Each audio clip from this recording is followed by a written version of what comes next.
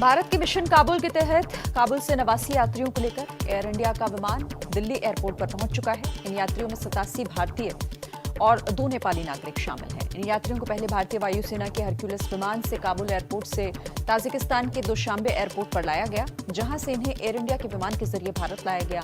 काबुल से दुशांबे लाते वक्त इन लोगों ने भारत माता की जय के नारे भी लगाए।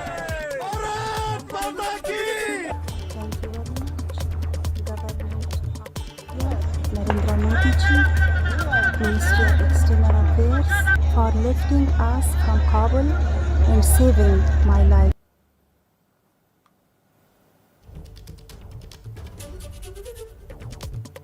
अफगानिस्तान से वायुसेना के ग्लोब मास्टर C-17 से भी एक विमान 168 भारतीयों को लेकर काबुल से रवाना हो चुका है। इन 168 यात्रियों में 107 भारतीय हैं। ये तस्वीरें उसी विमान के अंदर की हैं।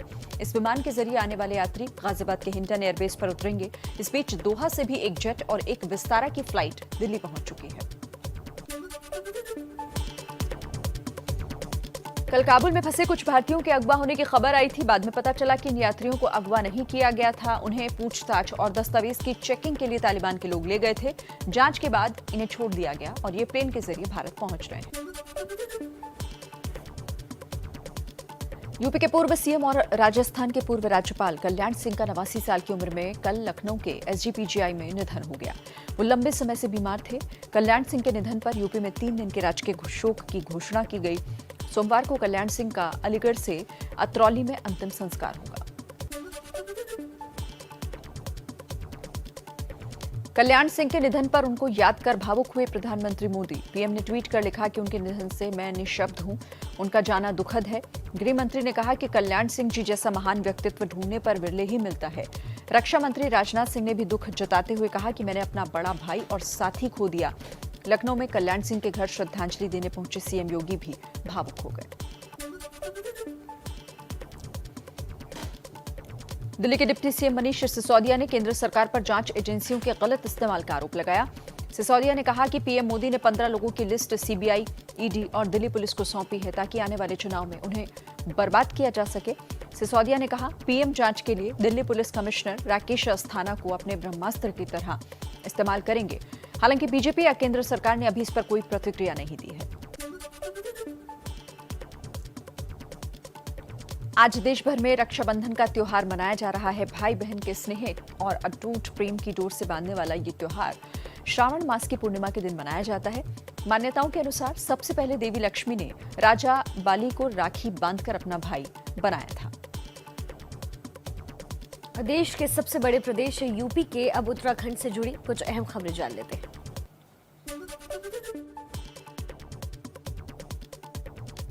विधानसभा चुनाव से पहले बीजेपी ने मिशन यूपी की तैयारी तेज कर दी है। कल से बीजेपी अध्यक्ष जेपी नड्डा विधानसभा चुनाव के मद्देनजर बूथ विजय अभियान की शुरुआत करेंगे।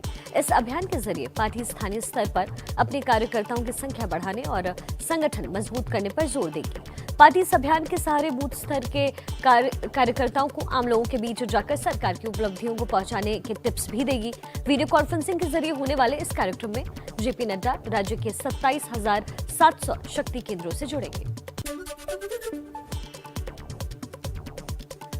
मौसम विभाग ने यूपी में आज से अगले 3 दिन तक मूसलाधार बारिश का अलर्ट जारी किया है। अनुमान के मुताबिक पूर्वी और पश्चिमी यूपी में ज्यादा भारी बारिश हो सकती है। मौसम विभाग के मुताबिक बारिश के साथ कई इलाकों में आकाशीय बिजली गिरने की भी आशंका है। कल से जारी बारिश की वजह से यूपी के कई शहरों में लोगों को भारी जल भराव का सामना करना पड़ रहा है। कोरोना के मामलों में कमी को देखते हुए यूपी में रविवार का लॉकडाउन खत्म कर दिया गया है। हालांकि इस दौरान नाइट कर्फ्यू पहले की तरह जारी रहेगा। लॉकडाउन खत्म होने की वजह से आज रक्षाबंधन के दिन से लोगों को एक शहर से दूसरे शहर जाने में सुविधा रहेगी। हालांकि अभी कोरोना के खतरे को देखते हुए सोशल डिस्टेंसिंग और मास्क की अनिवार्यता को जारी रखा गया है। यूपी में आज रक्षाबंधन के त्योहार पर महिलाओं को योगी सरकार का तोहफा। यूपीएसआरटीसी ने रक्षाबंधन के दिन सभी श्रेणियों की बसों में महिलाओं के लिए मुफ्त यात्रा की व्यवस्था की है। फ्री यात्रा के लिए सभी बसों में मैनुअल टिकट बनाए जाएंगे। वहीं जिन महिलाओं ने रक्षाबंधन के दिन ऑनलाइन टिकट की एडवांस बुकिंग कराई है, उनके टिकट का पैसा 72 घंटे के अंदर रिटर्न कर दिया जाएगा। देहरादून में रक्षाबंधन के त्योहार पर महिलाओं ने आईटीबीपी जवानों और पुलिसकर्मियों को राखी बांधी। देहरादून के आईटीबीपी सेंटर इंदिरा नगर पर आयोजित राखी कार्यक्रम में महिलाओं ने मांगलिक गीतों के साथ राखी बांधी। जवानों ने भी सभी बहनों को रक्षाबंधन पर गिफ्ट और दक्षिणा भेंट की। और अब देख लेते हैं बिहार और झारखंड की खबरें। बिहार में जातीय जनगणना पर जारी विवाद अब भी जारी है।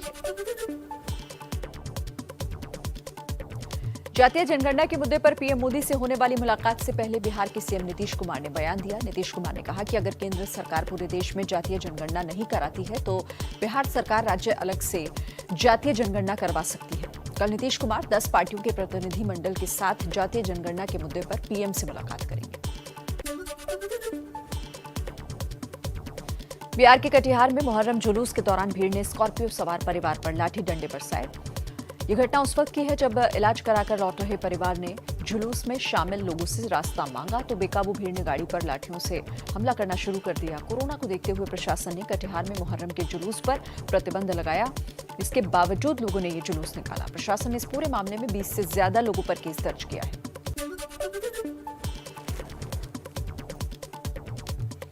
झारखंड के हजारीबाग में पुलिस ने 25 लाख के नामी नक्सल कमांडर प्रद्युमन शर्मा को गिरफ्तार किया। नक्सल कमांडर प्रद्युमन शर्मा मगध जोन का कमांडर है और उस पर 90 से ज्यादा मुकदमे दर्ज हैं। प्रद्युमन शर्मा पर बिहार सरकार ने भी 50,000 का इनाम घोषित कर रखा था। पुलिस ने सर्च ऑपरेशन के दौरान प्रद्युमन शर्मा को कोठो गांव इलाके के पास जंगल से पकड़ा। और अब देखिए देश की राजधानी दिल्ली की अहम खबरें। कल भारी बारिश से बेहाल दिल्ली में आज भी बारिश का अलर्ट है। दिल्ली में अगस्त महीने में बारिश ने 13 साल का रिकॉर्ड तोड़ दिया है। मौसम विभाग के मुताबिक 13 साल में अगस्त महीने में 24 घंटे के भीतर सबसे अधिक 139 मिलीमीटर बारिश हुई। अब तक दिल्ली में अगस्त महीने के दौरान एक दिन में सबसे अधिक बारिश होने का रिकॉर्ड 184 मिलीमीटर है, जो 2 अगस्त 1961 में दर्ज की गई थी। खराब मौसम को देखते हुए मौसम विभाग ने आज भी दिल्ली में बारिश को लेकर येलो अलर्ट जारी किया है। दिल्ली के जंतर मंतर पर भड़काऊ नारेबाजी मामले में पुलिस ने एक और आरोपी सुशील तिवारी को गिरफ्तार किया है। आरोपी सुशील लखनऊ का रहने वाला है और जंतर मंतर पर भड़काऊ नारेबाजी मामले में केस दर्ज होने के बाद से फरार था। दिल्ली पुलिस अब तक इस मामले में बीजेपी नेता अश्विनी उपाध्याय समेत 5 लोगों को पहले ही गिरफ्तार कर चुकी है। दिल्ली सिख गुरुद्वारा प्रबंधक समिति का चुनाव आज होगा। ये चुनाव 25 अप्रैल को कराए जाने थे, लेकिन कोविड के बढ़ते मामलों की वजह से इसे टाल दिया गया था। चुनाव के लिए मैदान में 132 निर्दलीय प्रत्याशियों समेत कुल 312 उम्मीदवार हैं। चुनाव नतीजे 25 अगस्त को जारी किए जाएंगे। 546 मतदान केंद्रों पर वोट भी डाले जाएंगे। रक्षाबंधन के मौके पर दिल्ली मेट्रो की टाइमिंग में बदलाव किए गए हैं। आज सुबह कई रूट पर मेट्रो सेवा सुबह जल्दी शुरू हो गई। पिंक लाइन पर सुबह 6:30, मेजेंटा लाइन और ब्लू लाइन पर सुबह 6 बजे और रेड लाइन एक्सटेंशन पर मेट्रो सुबह 5:30 बजे से चलनी शुरू हो गई। सामान्य तौर पर रविवार को मेट्रो सुबह 8 बजे से चलनी शुरू होती है, लेकिन राखी त्योहार को देखते हुए आज मेट्रो सेवा जल्द शुरू की गई।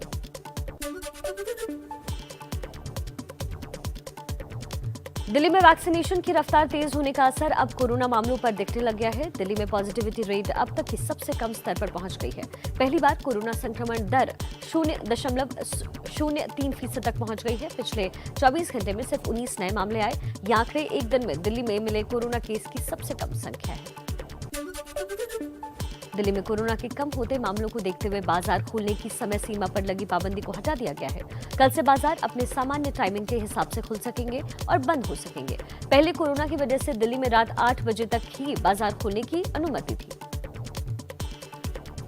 अब देखिए महाराष्ट्र की खबरें, जहां पर राणे को लेकर राजनीति में हलचल मची हुई है। केंद्रीय मंत्री नारायण राणे ने दावा किया कि एकनाथ शिंदे शिवसेना में उब गए हैं और वो जल्द बीजेपी में शामिल हो सकते हैं। मुंबई से सटे नाला सोपारा में अपनी जनाशीर्वाद यात्रा के दौरान मंत्री नारायण राणे ने कहा कि शिंदे सिर्फ फाइलों पर हस्ताक्षर करने वाले मंत्री बचे हैं। नारायण राणे के इस बयान ने महाराष्ट्र की सियासत को एक बार फिर गरमा दिया है। दरअसल इस बात की अटकलें थी कई महीनों से कि एकनाथ शिंदे पार्टी से नाराज चल रहे हैं। मुंबई पुलिस के पूर्व कमिश्नर परमवीर सिंह की मुसीबतें कम होने की जगह और बढ़ती ही जा रही हैं। परमवीर सिंह के खिलाफ मुंबई के गोरेगांव पुलिस स्टेशन में अब वसूली का एक और मामला दर्ज कराया गया। परमवीर सिंह पर दर्ज ये 5वां मामला है, जिसमें 4 मामले वसूली के और एक एट्रोसिटी का है। 5वें मामले में दर्ज एफआईआर में परमवीर सिंह पर आरोप लगा है कि उन्होंने सचिन वजह को रोज 2 करोड़ वसूली का टारगेट दिया था। मुंबई में वैक्सीन की कमी को देखते हुए होटल, रेस्टोरेंट और बार एसोसिएशन ने अपने कर्मचारियों के लिए खुद वैक्सीनेशन अभियान शुरू किया। मुंबई में अनलॉक के बाद से होटल तो खुल गए थे, लेकिन वैक्सीन की कमी की वजह से होटल कर्मी अब तक वैक्सीन नहीं लगवा पा रहे थे। इसी को देखते हुए एसोसिएशन ने यह फैसला लिया है। और अब खबर जम्मू कश्मीर की, जहां पीडीपी अध्यक्ष महबूबा मुफ्ती के विवादित बयान के बाद उन पर हमले और तेज हो गए। तालिबान के बहाने केंद्र सरकार पर निशाना साधते हुए महबूबा मुफ्ती के बिगड़े बोल। महबूबा मुफ्ती बोली, जम्मू कश्मीर का विशेष दर्जा वापस करो, नहीं तो जैसी हालात अमेरिका के अफगानिस्तान में हुई वैसे ही कश्मीर में भारतीय सेना की हो जाएगी। महबूबा मुफ्ती ने केंद्र सरकार से जम्मू कश्मीर का विशेष राज्य का दर्जा भी वापस करने की मांग की। महबूबा मुफ्ती के इस विवादित बयान पर अब विपक्ष लगातार हमलावर। विवादित बयान के बाद बीजेपी नेता रविंद्र रैना ने महबूबा मुफ्ती को कड़ी चेतावनी दी। रविंद्र रैना बोले कि महबूबा मुफ्ती किसी बहुत बड़ी गलतफहमी में है। देश के पीएम नरेंद्र मोदी हैं और यहां कोई आतंकी संगठन साजिश करेगा तो उन्हें मटियामेट कर दिया जाएगा। महबूबा मुफ्ती को केंद्रीय मंत्रियों ने करारा जवाब देते हुए कहा कि मोदी जी की नीति से आतंकवादी खत्म हुआ और जम्मू कश्मीर हमेशा से भारत का हिस्सा रहा। 29 जून से शुरू हुई अमरनाथ यात्रा आज समाप्त होगी। आज रक्षाबंधन के दिन पवित्र छड़ी को हेलीकॉप्टर के जरिए बाबा बर्फानी की गुफा में ले जाया जाएगा, जहां अंतिम पूजा के साथ ही इस साल की यात्रा समाप्त होगी। कोरोना की वजह से इस साल आम श्रद्धालुओं के लिए यात्रा पर रोक लगाई गई थी। ये लगातार दूसरा साल था जब कोरोना की वजह से यात्रा नहीं हो पाई। अब देखिए पंजाब राज्य की खबरें, जहां पर गन्ना किसानों का आंदोलन मुसीबत बना हुआ है।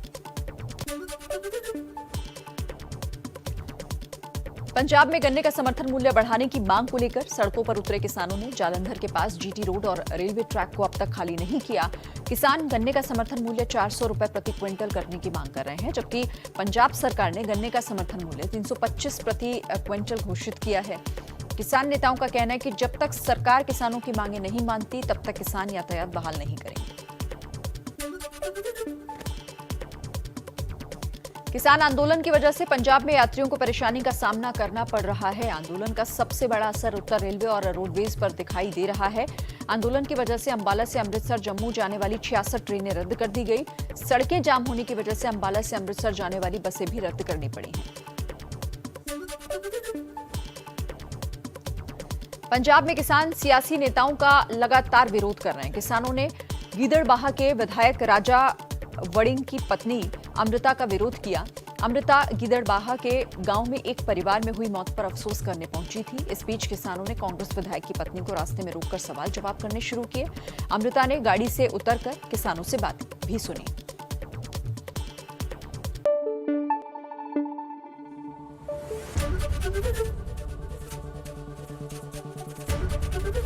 एबीपी न्यूज आपको रखे आगे।